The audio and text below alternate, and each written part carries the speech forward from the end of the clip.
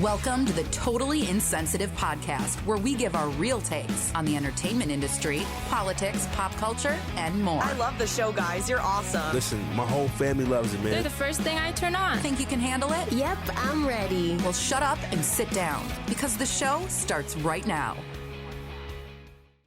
Hi, everybody. Welcome back to another episode of Totally Insensitive Podcast.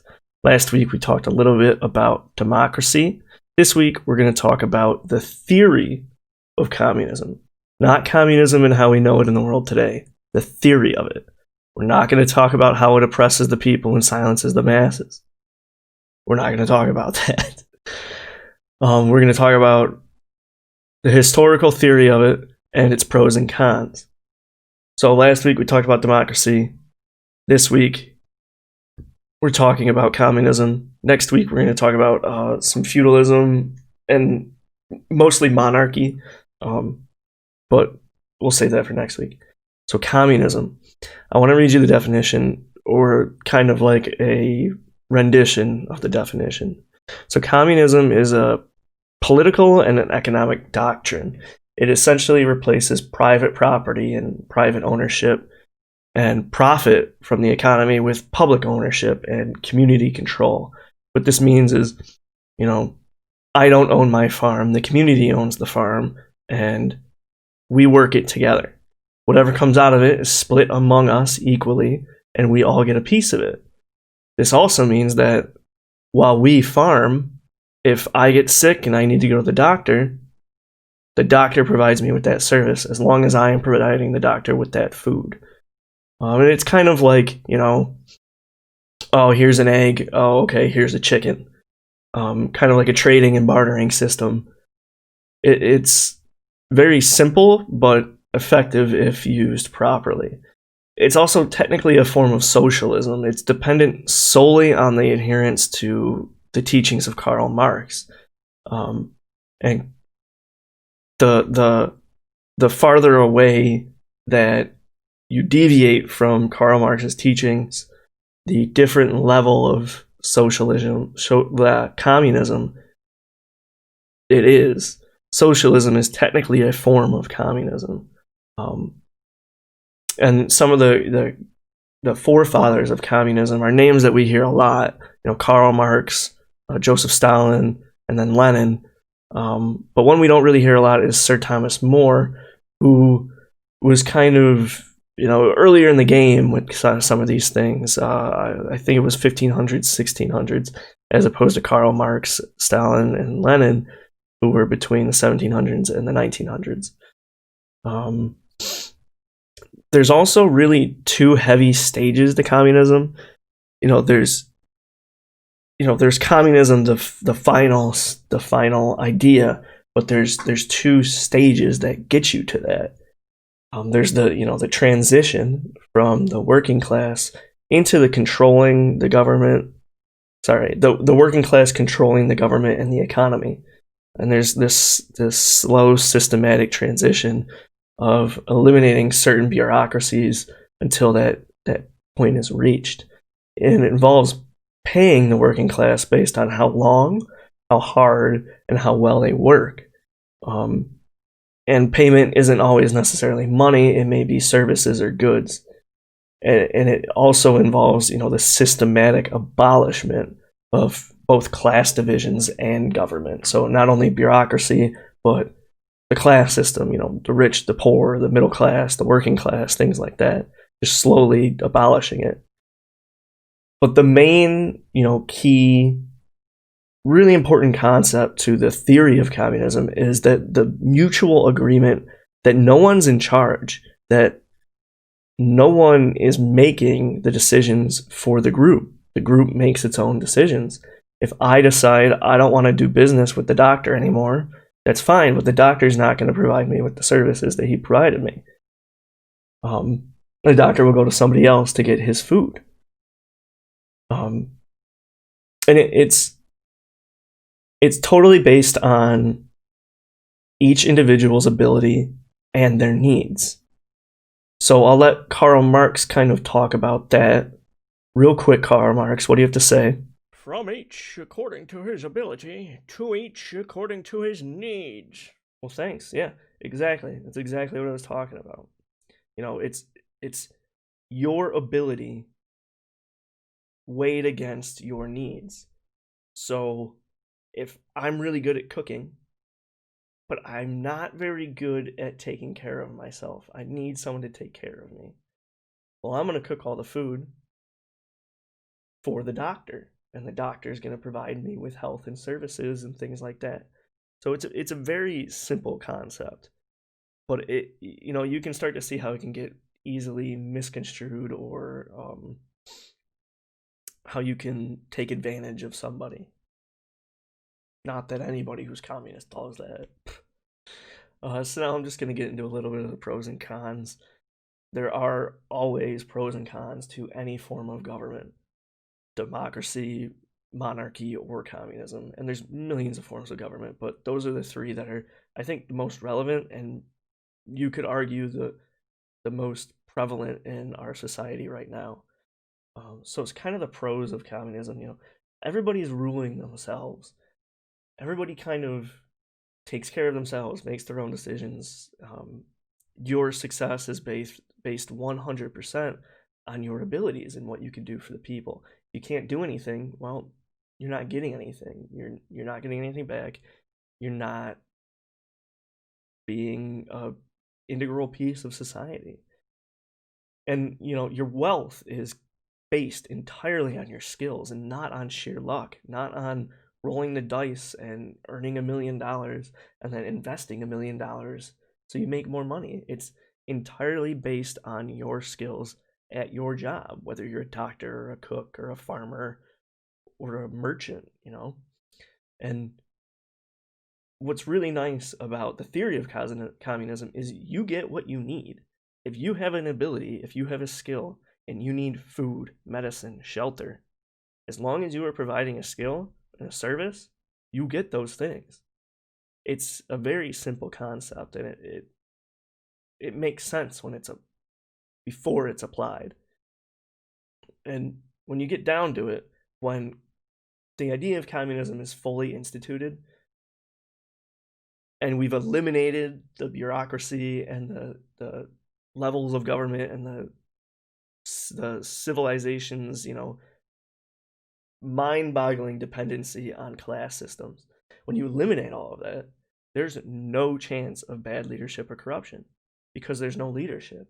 Because everyone's equal. Everyone takes care of themselves. And if you don't take care of yourself, well, you're doomed.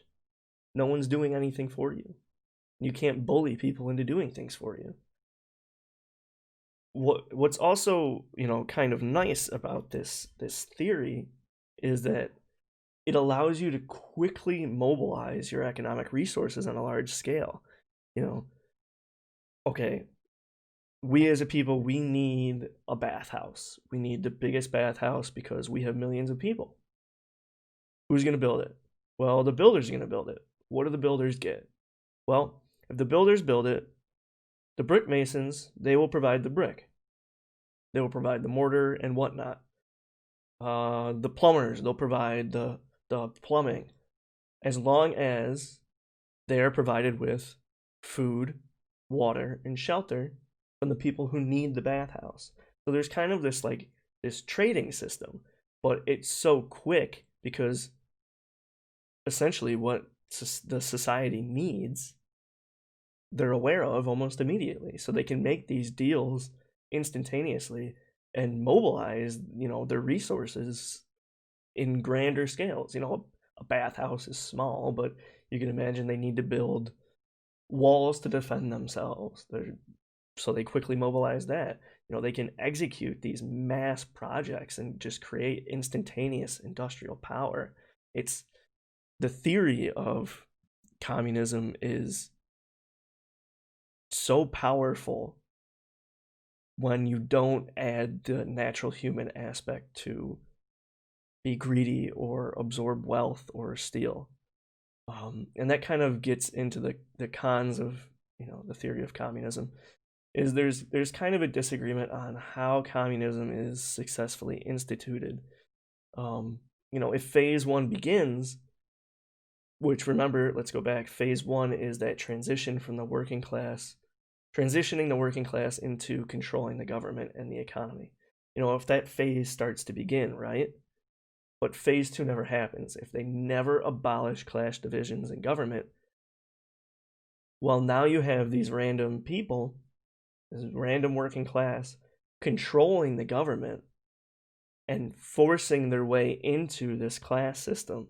They're almost instantly creating wealth within themselves and a new form of government within themselves. So, this can easily lead to corruption and dictatorship. And that's kind of where you see that play out in the world today in socialist regimes, communist regimes, and whatnot. One regime can take all the power and they hold it for decades without abolishing the class systems. And this is a real detriment to the overall theory of communism. Another issue, though, is that instituting this law of communism, this theory, it eliminates supply and demand, all the laws of supply and demand, because there's no longer pricing for things. Supply and demand are this integral piece of an economy where there's a balancing act. I need 1,000 bars of soap, but if the supply's not there, well, I'm not going to get all of those bars of soap. On the other hand, if I know there's 1,000,000 bars of soap in the stockpile, I only need 10 bars of soap. Now there's all these bars of soap just sitting in the buckets, just wasting away, taking up space for valuable resources. So there's like this balance of supply and demand that I could go on for hours explaining, but I won't because we're talking about communism. But communism essentially eliminates that law of supply and demand, and the government will set the price of things. They'll set the price for everything. This equals this amount. So regardless of how much of something there is, the government's already decided how much it costs. So where you can see that coming into becoming an issue is, okay, there's 10 eggs. There's 100 people. Eggs cost a penny. Not everybody's getting an egg. But if there's 10 eggs and there's 100 people and eggs cost $1,000, not everybody's going to want to buy an egg. So, there's this balancing act with supply, demand, and the price of goods and services. And the problem with communism in that is the government may not exactly understand how things are priced or how much things should cost. So there tends to be disagreement, or, just we run out of goods or we have too many goods. So it's kind of a detriment. But the last really critical thing, the last real critical issue with the theory of communism is it entirely eliminates ambitions and personal growth. You could be a farmer. You have the best farm in all the land. That kind of allows you to trade for everything. You'll be able to make deals with everybody. The problem is you're a farmer. You only have your one good. If I want, let's say I decide I don't want to be a farmer anymore. I want to be a doctor. Well, there's already a doctor. So I'm shit out of luck. I have to be a farmer the rest of my life, even if I'm the best farmer ever. And I have to stay a farmer until I die, or until I train a new farmer to farm for me. So you're really eliminating these your ambitions. Like we talk about the American dream. Well, we used to talk about the American dream. White picket fences, green grass, a house with red shutters, or a big white door, or whatever. Whatever your American dream is. That's pretty much abolished. It doesn't exist anymore in this concept because there's no need for it. The dream is to support your fellow man, not to build enough wealth to have a nice home away from society. So that's kind of the theory of communism and what it used to be, and I guess I kind of touched on what it is now, but you could see, there's a lot of errors in the theory, but there's also a lot of pros, and you can kind of see where they were coming from and why they came up with these ideas and why they wanted to better the people around them. This was a time these ideas came to light in a time where people started to give a shit about the people that they lived around. So yeah, and I think it's a good concept, and if it was ever instituted correctly, it would most likely succeed, I think. But the issue is people are just too corrupt, and people have a tendency to be greedy, and that kind of shoots communism in the foot. So that's communism. Next week we're going to be talking about monarchy, and I really appreciate you guys sticking around for the whole show, the whole episode. It means a lot to me. If you want more content that isn't necessarily like this, I have another show called Gaming with Maverick, where I interview gamers and streamers. I talk about video games, things like that, things in the gaming industry. So go check that stuff out too. There's links to that on the website and on the YouTube channel. I also stream on Twitch, Tuesday, Wednesday, Thursday, Maverick Pod on Twitch. Sorry, change the name. Maverick_SSGG. So go check that out. I play games, I hang out, I chat with the group. It's fun. We have a lot of fun. So thanks again for coming. Next week, Monarchy, and I will see you then. Peace.